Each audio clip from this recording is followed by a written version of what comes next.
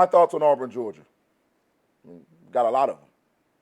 I was doing a show earlier this week or late last week, and there were a few other gentlemen who, do either college football or have shows or what have you that are inundated in the sport of college football, as am I. And we talked about this game, even though Georgia and Alabama both had a bye week and they're preparing for the big matchup this Saturday.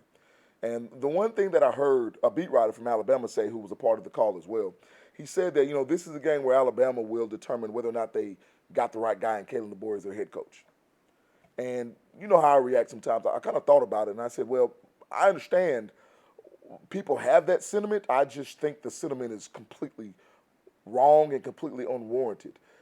This is a game that Alabama wants to win as much as Georgia wants to win. We understand that this game can have implications on who goes to the SEC championship game and what the seeding looks like in terms of the college football playoff.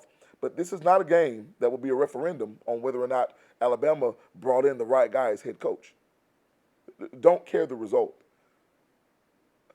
And as I look at Alabama and I look at Georgia, these are teams, in my estimation, with contrasting styles. Like, people tend to sometimes group teams together because they're good. Well, all teams are maybe good, but they're not good the same way. And, of course, all teams are not good, but in this situation, both of these teams are phenomenal, but they're not phenomenal the same way. I look at Alabama, and Alabama is more of a NBA team. And what do I mean by that? You know how in the NBA nowadays you either shoot the three or you go for the dunk or the layup. There's not really a mid-range game, so to speak. There are some players that have it, but most don't. It's a lost art in the NBA. And I think that's how Alabama's built a little bit structured. Now, you may see some passes go underneath and things of that nature for Jalen Milroe, but the majority of their pass plays are big plays. They're down the field. One, because Jalen Milroe is one of the best deep ball throwers in college football. So if you're Kalen DeBoer, you understand that that's an asset, and you understand that you've got Kobe Prentice, you've got Ryan Williams, who's a 17-year-old monster. Remember, this kid should be in high school this year. I'll say it again, Ryan Williams should be in high school this year. Reclassified as now one of the best players, not just receivers, players in all of college football. That's what they have. And then they have a good running game. So when I look at Alabama, I don't necessarily want to call them feast or famine because I think they might dilute the complexity of who they are, and I don't want to just minimize them to being feast or famine. But I'll just say this. They're really, really big on big game hunting.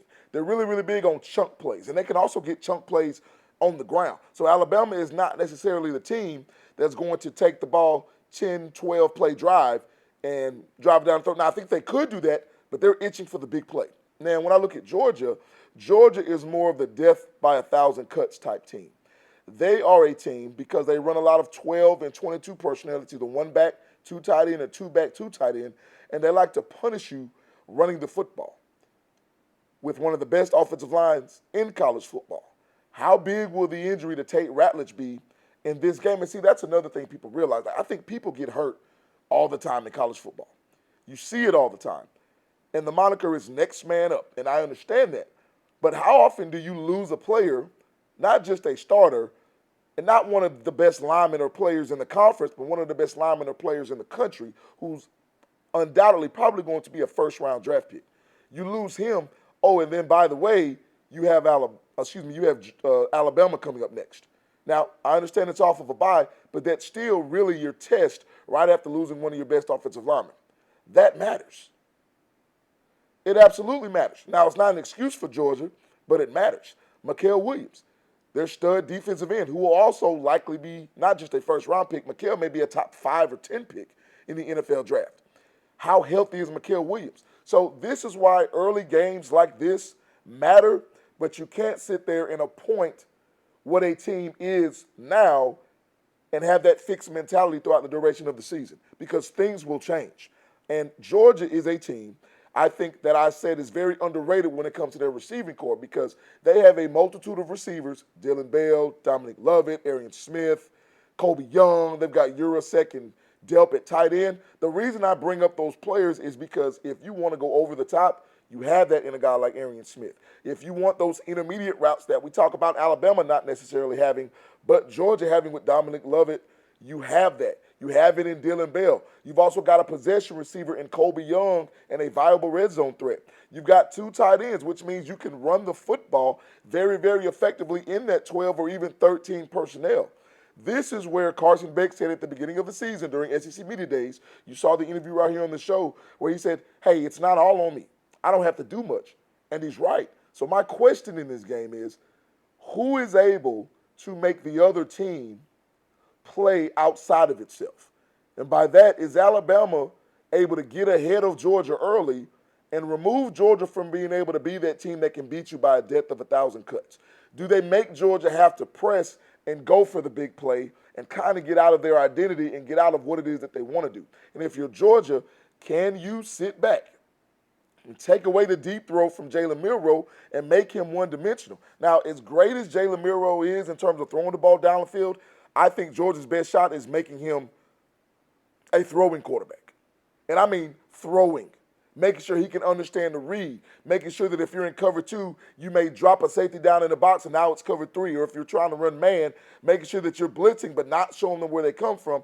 This is what guys like Kirby Smart and his defensive coordinator are very, very good at. Glenn Schumann is one of the best in America that nobody's talking about, but they will be talking about him at some point when he's a head coach somewhere else. That's just kind of how this thing works.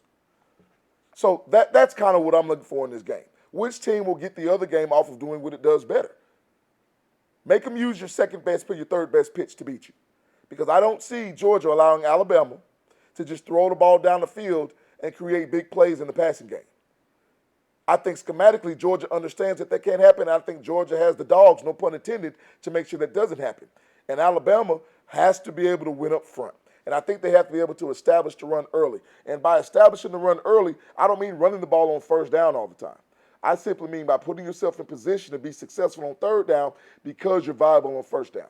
So this is a game that is huge, and this is a game that has huge implications. And what I love about this opportunity is that I don't think this minimizes this game at all because there's a 12-team college football playoff. I actually think it makes it more exciting in my estimation.